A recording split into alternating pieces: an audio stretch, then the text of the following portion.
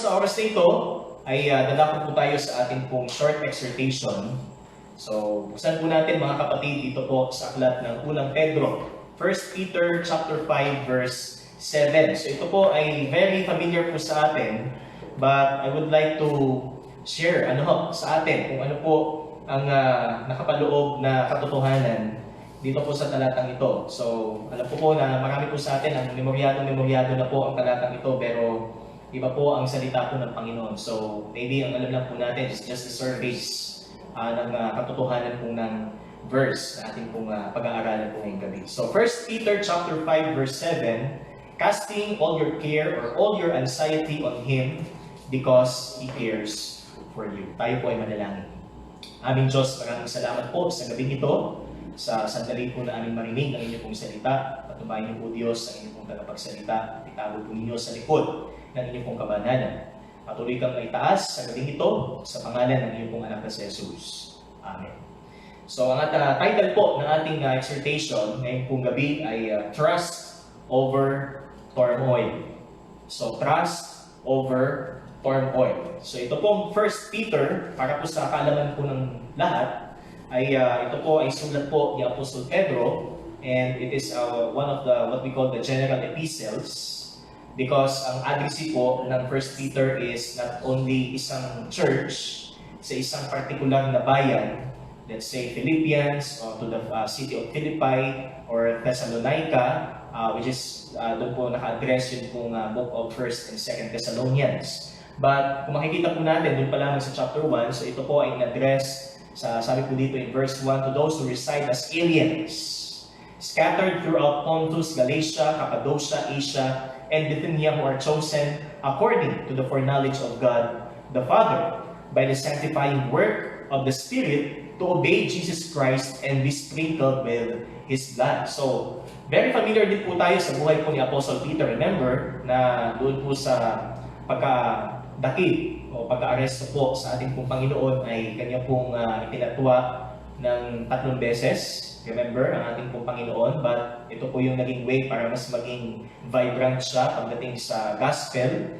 Maalala po natin in Acts chapter 2, siya po ang nangaral, ginamit po ng Panginoon para ipangaral po ang gospel, and nagresulta po ito sa libo-libong kaluluwa na na-convert at sumunod po sa Panginoon. And maalala din po natin na Peter ay nandun po yung kanyang paninindigan sa katotohanan po ng Biblia hanggang sa kanyang huling hininga, which is the way of death na kanya pong naranasan according to tradition is he was crucified upside down.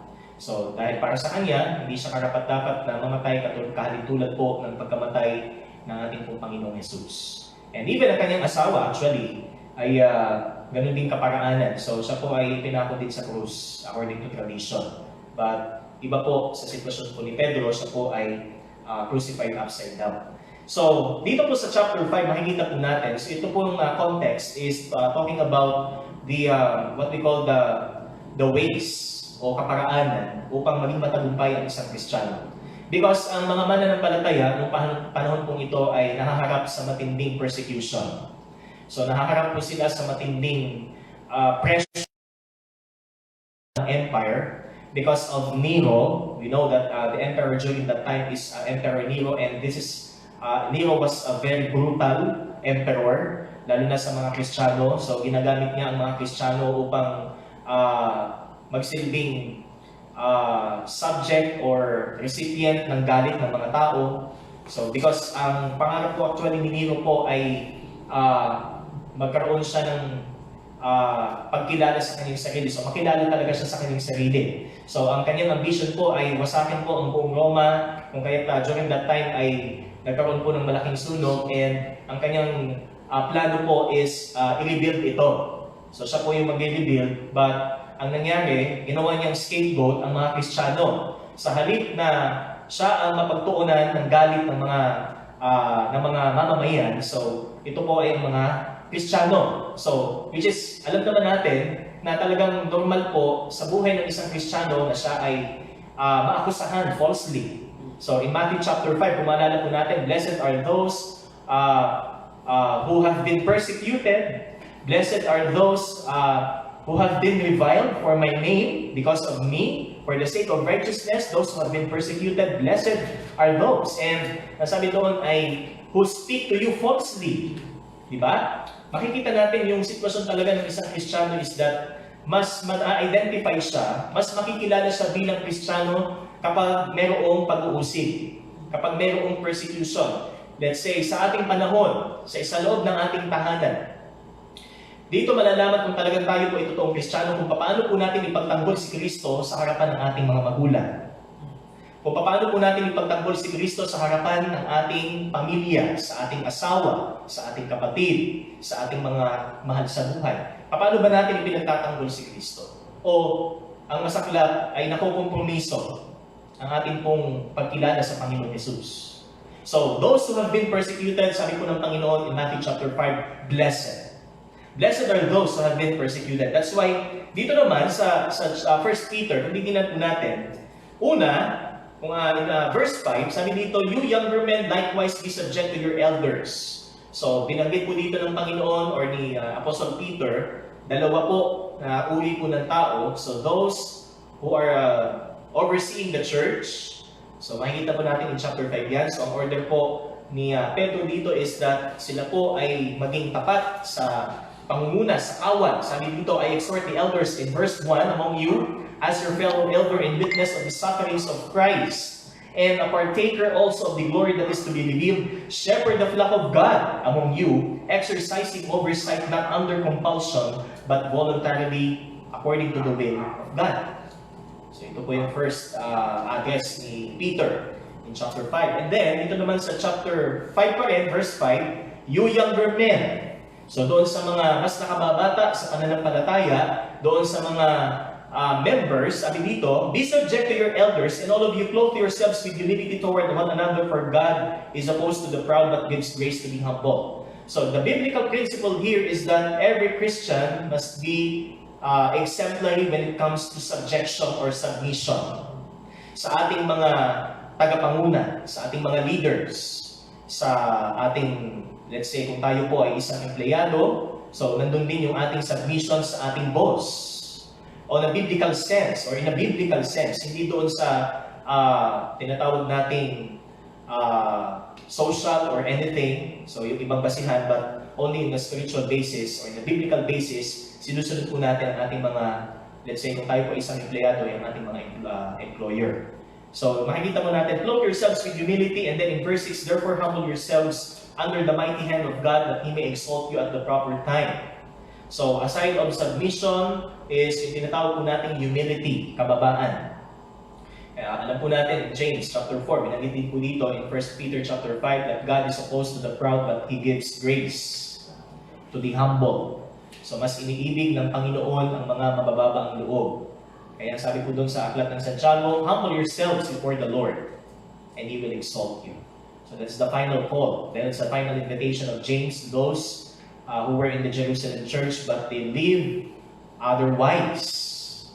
Because mas tinitingnan po nila kung anong ikapapakinabang ng kanilang mga sarili, hindi kung ano ang para sa kaluwalhatian po ng Panginoon. So in verse 7, casting all your anxiety on Him because He cares for you. So, dalawang bagay po ang makikita po natin dito. Number one is the matter of trusting. In verse 7, it says that casting all your anxiety. So, this is a command. Christians are commanded to cast their worries. Not some of our worries, but all. Sabi dito, casting all your anxiety. So, makikita po natin that in the Greek word, it says, it is to throw upon or to give up to. So that is the meaning of the word throw upon or give up to. Something like, wala na tayong makikita pa sa sarili natin para magsabing magagawa natin ito or malalampasan natin dito. But ang sabi dito is throw upon. So, nakikita natin ang sarili natin na talagang we are powerless and we are unable to solve ang lahat ng ito. At tanging ang Diyos lang ang makaka-resolve ng lahat ng ito because God is omnipotent. Because in verse 6 it says that the mighty hand of God, under the mighty hand of God. So, casting all your anxiety on Him because He cares for you. God is all powerful.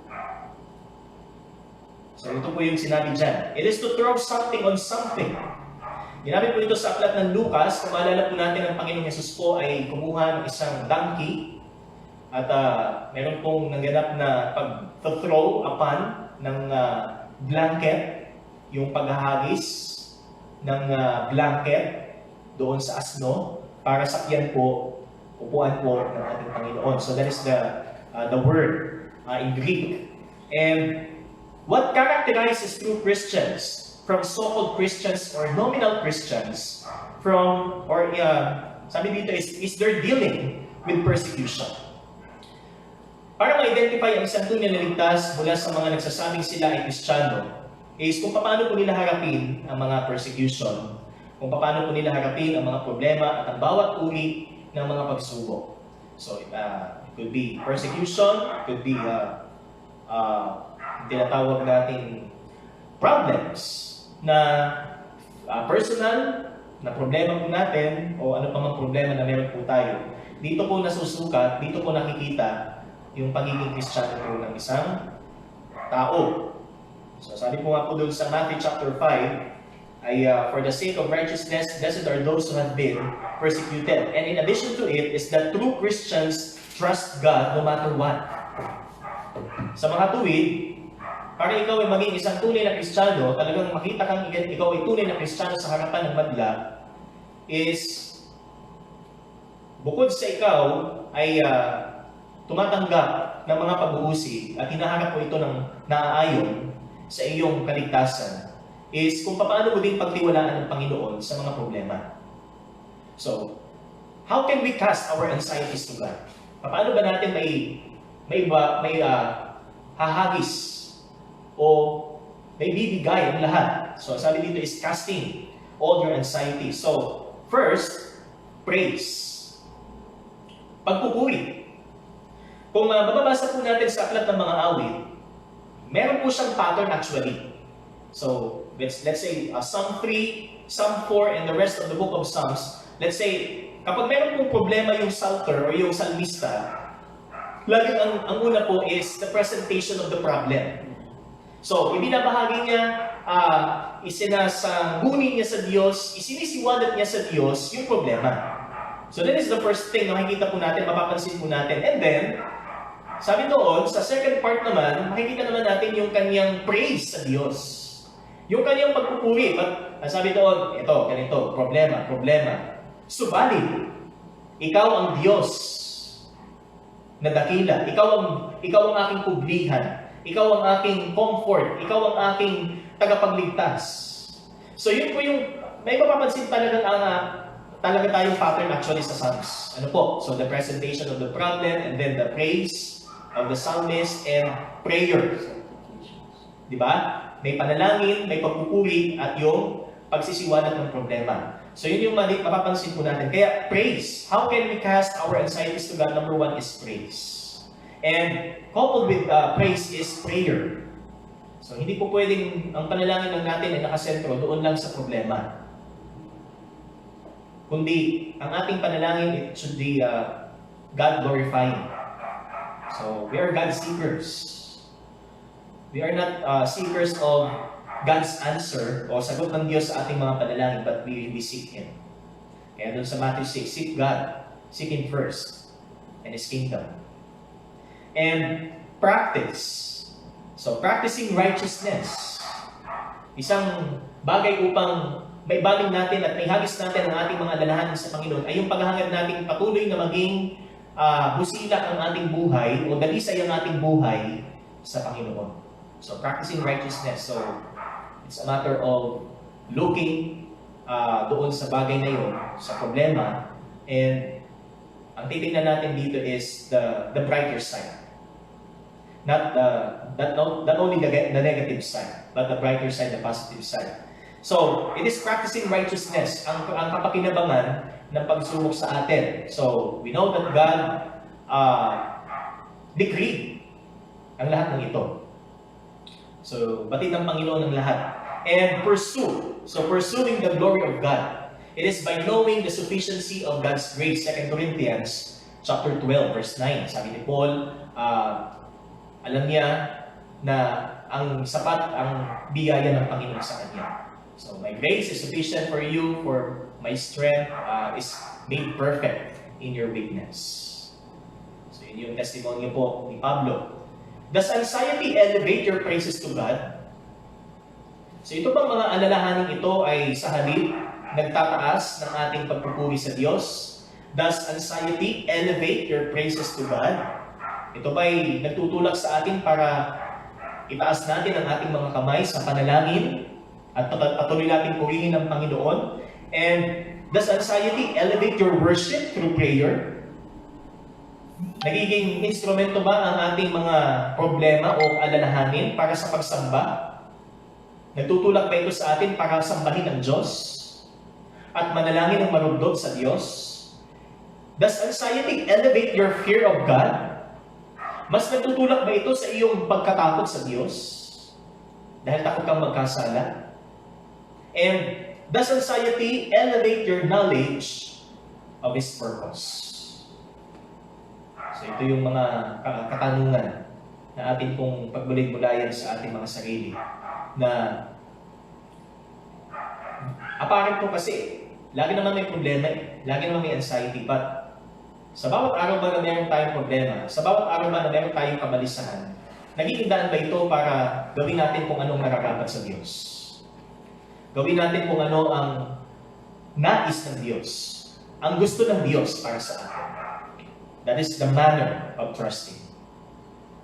And then, in verse 7, ang sabi dito is, because He cares for you. So, casting all your anxiety on Him. So that is the act na kailangan natin gawin. And because He cares for you. Ito yung guarantee. Kapag tayo po ay nag-entrust ng ating mga anxieties and cares and everything, He cares. God cares. That is the main object of trusting. He, in verse 6, kasi ang ginamit dito is a personal pronoun, third person. So, casting all your anxiety on Him. Because He. So, third person, personal pronoun, kasi ang ginamit, ang antecedent dito ay nasa verse 6. Sabi dito, humble yourselves under the mighty hand of God. So, God is the one na binanggit po dito sa verse 7. In Psalm 55 verse 22, so ito po yung context or cross-reference. Cast your burden upon the Lord, and He will sustain you. He will never allow the righteous to be shaken. So ito yung admonition. Cast your burden upon the Lord. So yung mga burden sa buhay, kabigatan. Kasi hindi naman natin kayang pasanin yan. Walang taong pwedeng magmalaki na kaya niyang pasanin ang lahat ng mga problema. Because ang kanyang kalikasan, siya'y walang kakayahan, siya'y walang kapangyarihan na makalampas or magtagumpay sa mga problema. We know that there is nothing sa buhay po natin magiging way para mas makilala natin ang Panginoon. Kundi it's from God. Ang knowledge, ang kakayahan, ability, kung paano po natin harapin ang mga problema ay bagay na mula sa langit. Ibinigay po sa atin ng Panginoon. God never deserts His people. With His mighty hand, He will uphold His people in their struggles and difficulties in life. So God never deserts His people. Hebrews chapter 13, I will never leave you. Never not I will leave you. Never not I will forsake you. That is the promise of God. He cares. God is not only, hindi lang siya malayo. Hindi siya distant. He is in us. He is with us. Sabi po ni Job in Job 42, I know that you can do all things, and that no purpose of yours can be thwarted. So ito yung testimony ni Job. Matapos niyang marinig kung ano ang Diyos sa kanya. For how long, ilang chapters yun, sagot ng Panginoon sa kanya, na sino ka? Ikaw ba ang nagtakda ng distansya o ng limits ng tubig at ng lupa? Ikaw ba ang nagsusustain ng pagkain sa mga sea monsters sa iyong paligid, na Leviathan? Kaya mo ba siyang dayain? Kaya mo ba siyang paikutin? So, makikita natin doon yung plan po ng Panginoon, na talagang iba kumpara sa expectation po ni Job. Sa expectation din natin, iba po ang plano po ng Diyos. Kaya sabi dito, I know that you can do all things and that no purpose of yours can be thwarted. So walang pwedeng bumalik, walang pwedeng bumago, walang pwedeng mag-alter sa plano po ng Diyos. God's plan is always plan A. There's no plan B. So trust God and submit yourself to His purpose. So it's a matter of trusting, which is yung sinabi po doon in verse 7, that casting all your anxiety on Him. Kapag nag-strike sa buhay po natin ng mga anxieties na ito, ano ang dapat natin gawin? So una, sabi dito, pagtiwalaan mo natin ang Diyos. At kaakibat ng pagtitiwala natin sa Panginoon is submission sa Kanyang purpose. So kung ano ang ipapakita ng Panginoon sa atin ayon sa Kanyang kalooban. Kasi lumapit tayo sa Kanya, sa panalangin. So ang paglapit natin sa panalangin ay pagpapakita ng ating submission. Pagpapakita ito ng ating kahandaan kung ano ang magiging sagot ng Panginoon sa ating kinakaharap na sitwasyon. So, trust God and submit to His purpose. So, yun po yung makikita po natin na mga katotohanan upang maging matagumpay po tayo sa ating spiritual life. Kahit nasa gitna po tayo ng maraming problema, kahit tayo po ay nasa gitna ng karagatan ng mga pagsubok, but higit ang Diyos. Higit siyang makapangyarihan, higit siyang dakila, higit siyang tapat. Tayo po manalangin. Salamat po Diyos sa inyo pong salita. Salamat sa inyo pong katotohanan. Patuloy na nagdidirect sa amin upang gawin kung ano po ang inyo pong kagustuhan at kalooban sa bawat isa. Na maging buhay na patotoo, na maging instrumento upang makita ang inyong pong imahe at larawan sa mga taong nasa kadiliman pa. Kung paano po namin tanggapin ang mga pagbuhusig dahil sa pagtatanggol sa katotohanan at maging sa pagtitiwala sa oras ng mga bagyo o pagsubok. Patuloy kang manguna sa buhay namin, Panginoon. Ito po ang aming dalangin sa pangalan ng iyong anak na si Jesus. Amen.